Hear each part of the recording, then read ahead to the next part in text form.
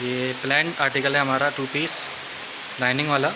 तो ये प्रिंटेड इसमें लाइनिंग है और ये बिल्कुल ही प्लेन सूट है, कैजुअल है स्टफ इसका। और ये लिनन फैब्रिक का बना हुआ है।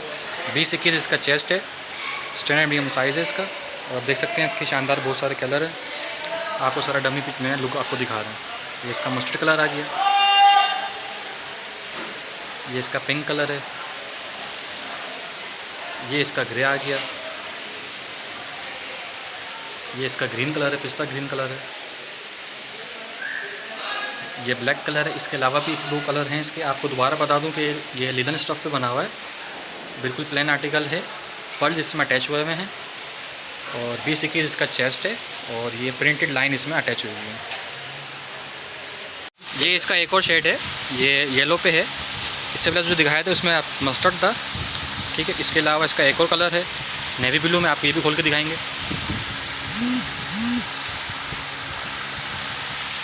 ठीक है, अब आप करीब से भी देख सकते हैं इसको।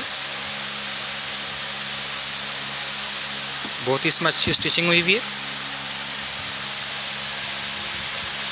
और ये पर्ल्स भी देख सकते हैं आप। इसके पर्ल्स बिल्कुल अटैच हुए हैं, ये गोंद से नहीं चिपके हुए, ये बिल्कुल इसमें स्टील टोन के अटैच हुए हैं।